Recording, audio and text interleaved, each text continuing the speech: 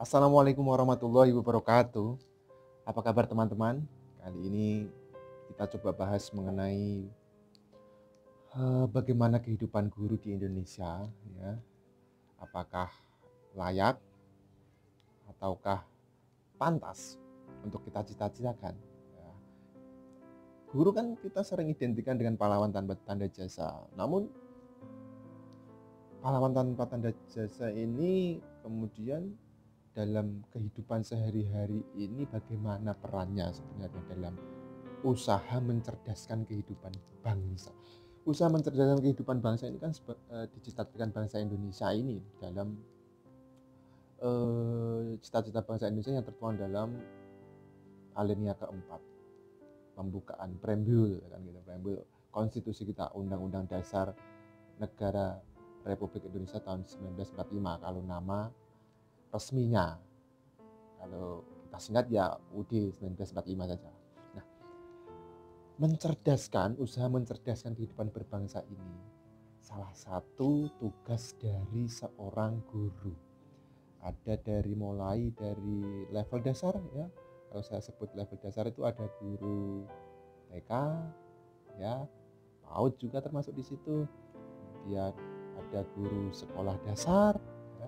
Kemudian ada guru SD, sekolah dasar tadi, kemudian SMP, kemudian SMA, itu di level dasarnya.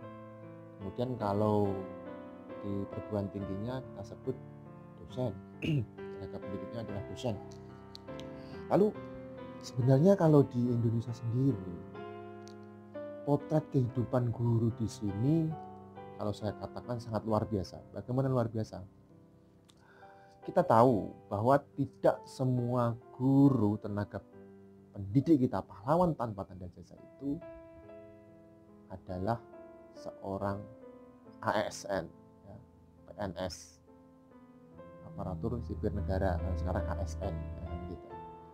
Di sana juga di samping berarti kalau ASN berarti dia sudah diangkat oleh pemerintah menjadi aparatur sipil negara, pegawai negeri kalau zaman dulu ya. Kemudian sudah digaji secara tiap bulan rutin, tunjangan-tunjangannya sudah cukup lah katakan. Tapi ada juga di samping itu guru-guru kita ini yang masih pegawai kontrak atau honorer di sana, di sekolahan-sekolahan di sana. Oke, bagaimana tadi saya sampaikan bahwa usaha kita, cita-cita bangsa Indonesia ini adalah salah satunya mencerdaskan kehidupan bangsa. Kita ini loh, yang belum tahu ya, diusahakan untuk tahu dengan salah satunya jalur pendidikan. Ya, ini kan jalur pendidikan ini kan sebagai salah satu jalur di mana kita usaha untuk mencerdaskan kehidupan bangsa ini.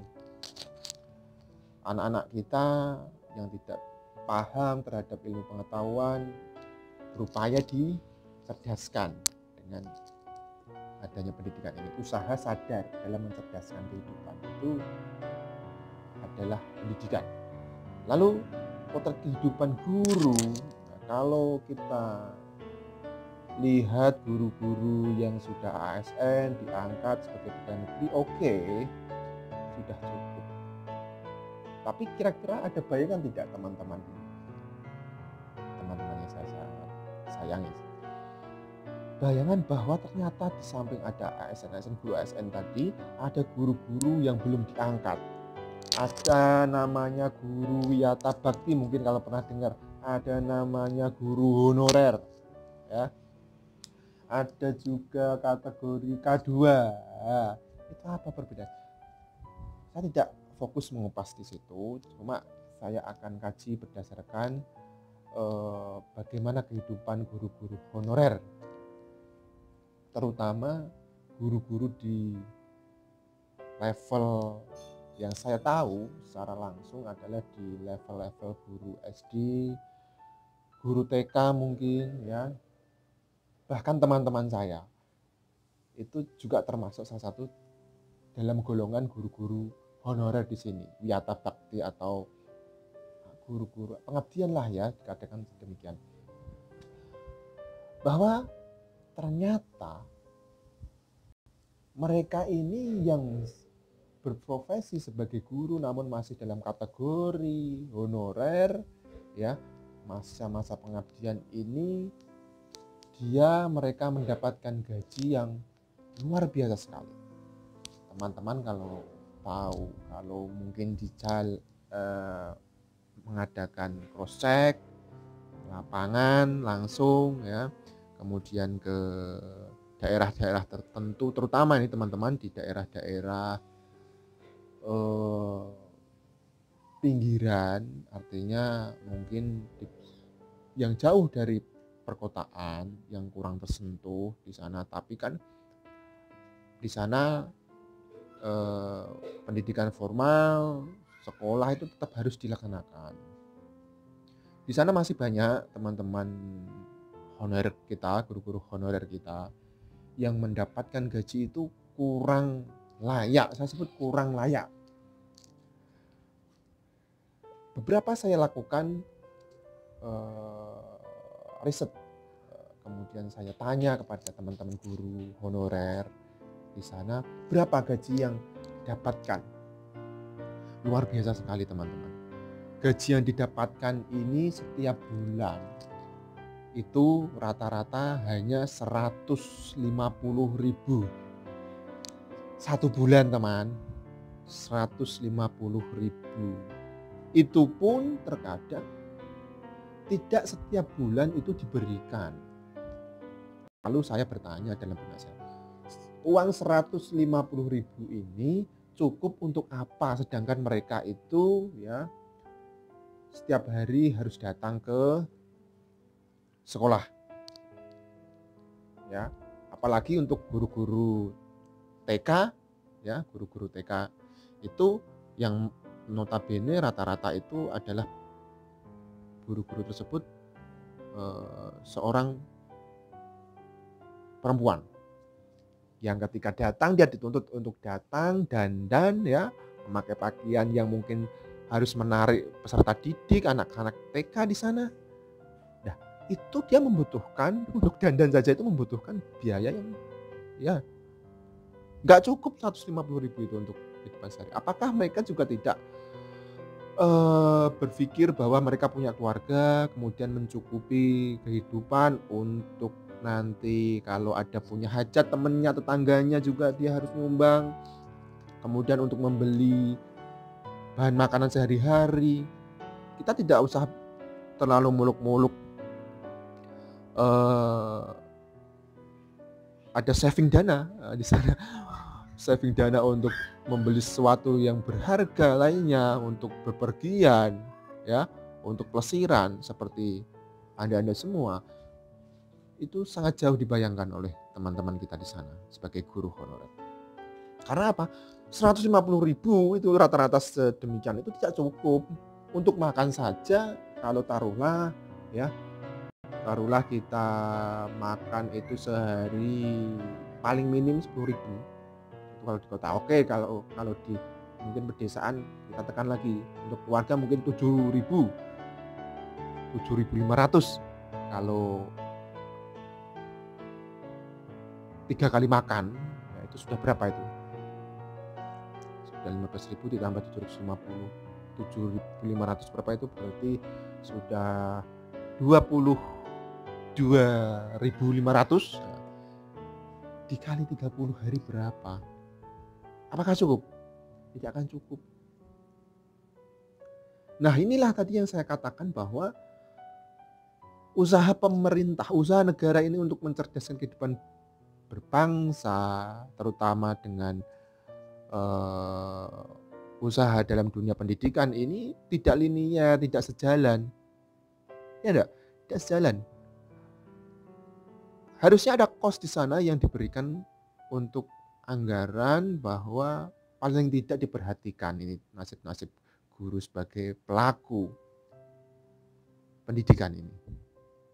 Usaha mereka mencerdaskan kehidupan berbangsa. Ini yang mereka treatment ini bukan barang loh ya. Anak-anak kita, anak-anak didik kita.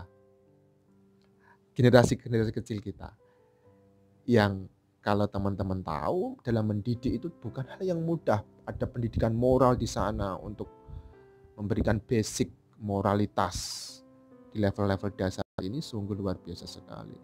Mental bangsa itu berpengaruh di sana dalam pembentukan karakter di level dasar itu.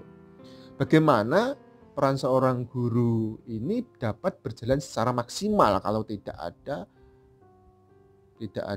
apa ya? Tidak ada sebuah apa ya namanya penunjang dari pemerintah. Pemerintah abai terhadap kesejahteraan teman-teman kita di sana sebagai guru, terutama guru honorer. Guru mau mendidik secara maksimal di mana ternyata untuk menghidupi kehidupan sehari-hari mereka kan punya keluarga juga, ya.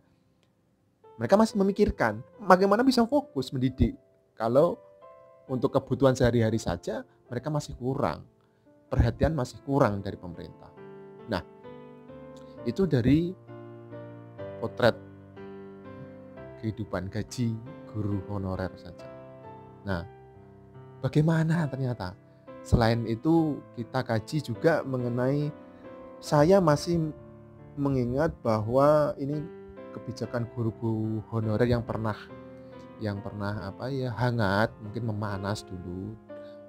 Guru-guru honorer ini kan ada harapan untuk diangkat nih sebagai ASN, ya. Tapi kita rujuk dalam peraturan Menteri Pendayagunaan Aparatur Negara dan Birokrasi Republik Indonesia nomor 36 tahun 2018 mengenai batasan-batasan kriteria penetapan, ya, termasuk guru, ya, guru di sana untuk diangkat menjadi ASN itu dibatasi. Nah, ini dulu menjadi polemik. Oke, mungkin untuk tenaga-tenaga lain yang fresh graduate itu tidak ada masalah. 35 tahun batasannya, ya. Di sana tertulis di Permen PAN itu, PAN RB itu tertulis bahwa ada batasan 35 tahun. Namun kan para pendidik kita, guru-guru honorer gitu juga ada pengabdian, masa pengabdian dulu. Ada masa pengabdian yang setelah saya lihat itu tidak 1, 2, 3 tahun saja. Ada yang lebih dari 10 tahun, 15 tahun, itu hal yang wajar, namun belum diangkat menjadi. Nah, di sanalah letak permasalahan yang sangat krusial. Menurut Permen PAN 36 2018 ini, di situ tidak dilihat mana guru-guru yang sudah memiliki masa pengabdian yang cukup lama, itu dianggapnya selama dia menyentuh usia 35 tahun ya sudah, masih boleh melakukan seleksi, dilakukan seleksi untuk diangkat menjadi ASN. Tapi kalau selebihnya tidak bisa masuk atau ikut seleksi dalam ASN tersebut. Nah, ini kan tidak dapat menciptakan keadilan di sini. Bagaimana nasib-nasib teman-teman kita ini yang usianya lebih dari 35 tahun? Adakah harapan di sana? Nah, teman-teman yang sudah mengabdi selama 10 tahun lebih, ya, usianya lebih dari 35 tahun ini tidak mendapatkan keadilan di sana. Padahal saya yakin kualitas mengajarnya itu, kualitas pengabdiannya itu juga sudah lama, ya, sudah sangat membantu, berjasa untuk negara ini dalam usahanya mencerdaskan kehidupan berbangsa. Halo, kita tidak boleh naif di sini. Ya, negara tidak boleh lepas tangan. Harus ada kontrol di sini. Menurut saya yang terbaik harus disendirikan ini. Teman-teman kita ini yang sudah melakukan pengabdian, harus kita hargai. Coba kita flashback di zamannya Orde Baru, ya. Zamannya Pak Harto dulu, masih ingat yang kontroversial tentang beliau, kepemimpinan beliau yang lebih dari 32 tahun. Namun coba kita lihat di sana, guru-guru yang demikian ini itu dinilai jasa-jasanya, diperhatikan, tidak dibatasi umurnya. Bahkan saya pernah saksi hidup sendiri waktu itu. Guru-guru honorernya diangkat ya, diangkat kemudian masa itu dihitung keseluruhan di masa pengabdiannya itu, kemudian sampai dia diangkat itu dihitung. Gajinya tiap bulan dirapel, namanya dirapel. Luar biasa sekali waktu itu. Pemerintah Soeharto itu dia konsen dalam pendidik ya, kesejahteraan pendidik ini. Bayangkan, dari saksi hidup saya tadi yang saya bicara, salah seorang guru itu, waktu dulu di tahun 80 dia mengabdi selama 2 tahun itu dihitung. Ketika diangkat selama 2 tahun itu masa pengabdiannya dihitung gajinya. Dicas, disesuaikan. Itu salah satu bentuk penghargaan. Nah, ketika saat ini saya melihat pemerintah abai terhadap hal ini, dan kalau kita naif ya, kalau kita bicara kesejahteraan atau dikaitkan dengan tujuan kita mencerdaskan kehidupan berbangsa ini, kalau kita tidak mau memberikan kesejahteraan yang berlebih untuk teman-teman kita di sana sebagai tenaga pendidik, guru, itu kesejahteraan harus ditingkatkan. Ya, saran saya tadi harus disendirikan. Bagi yang guru-guru honorer ini, ya, itu harus diberikan peluang lebih dulu. Jangan kemudian kita membatasi guru-guru yang sudah mengabdi, guru honorer yang sudah mengabdi lama ini malah justru tidak ada peluang. Kita cari fresh graduate yang baru-baru. Oke, nggak ada masalah. Cuma porsinya, ayo tolong porsinya itu diberikan porsi lebih untuk guru-guru teman-teman kita honorer di sana. Agar apa? Tidak ada unsur kekecewaan di sana. Kita sudah mengabdi, ya, teman-teman sudah mengabdi bertahun-tahun, ya, namun tidak ada prioritas pengangkatan di sana. Ya, harapan saya ke depan pemerintah ini ya serius mengkaji dalam kebijakan-kebijakan tentang pengangkatan guru-guru honorer ini ya, untuk diberikan prioritas, karena kita yakin, kita coba lihat negara-negara maju ya, kehidupan guru-guru di sana itu luar biasa sekali, sangat cukup, bahkan setiap tahun untuk berpergian ke luar negeri itu sangat cukup. Kita coba terus kemudian juga jangan kita berprinsip pada digium lama bahwa guru itu adalah pahlawan tanpa tanda jasa yang tidak perlu atau tidak perlu mendapatkan kesejahteraan, penghasilan yang cukup. Itu nonsens. Kita jangan pernah terbelenggu dalam istilah-istilah tersebut. Karena apa? Secara psikis ya, para pendidik ini ketika ingin memberikan fokusnya dalam mendidik anak-anak kita, itu harus dilepaskan ini dengan tuntutan-tuntutan ekonomi terhadap nanti bagaimana saya harus mencukupi kehidupan keluarga saya, makan bagaimana nanti untuk datang ke acara perkawinan, kehajatan tetangga bagaimana. Itu harusnya dihilangkan. Dengan apa? Dengan dicukupi kesejahteraannya. Paling tidak yang wajar. Apakah cukup kalau 1 bulan dengan 150? Sedangkan maaf bukan saya mengecilkan. Sedangkan untuk pegawai-pegawai ya, buruh-buruh pabrik saja sudah menggunakan ya standar namanya upah minimum regionalnya. Kenapa guru tidak bisa? Apakah pemerintah tidak mau ikut campur tangan terhadap hal ini? Ataukah sudah tidak peduli terhadap hal ini? Mungkin kita harus mulai sadar di sini. Ya. Kemudian tadi dalam guru honorer pengangkatannya harus diutamakan. Kemudian kesejahteraan untuk pendidik-pendidik mungkin harus ditingkatkan. Ya. Harus mendapatkan fokus. Kemudian tidak hanya dari situ, dari mungkin fasilitas, terutama ini teman-teman, terutama untuk sekolah-sekolah atau guru-guru yang berada di jauh dari perkotaan, daerah mungkin pinggiran-pinggiran. Itu kehidupan pendidikannya sangat luar biasa. Mungkin infrastruktur sekolahannya, kemudian fasilitasnya itu sangat kurang layak. Harapan saya, harapan kita semua, ini tahun depan, tahun-tahun ke depan nantinya ini menjadi konsentrasi penuh pemerintah ya untuk memberikan sentuhan kepada sektor pendidikan ini, terutama pada guru-guru honorer kita.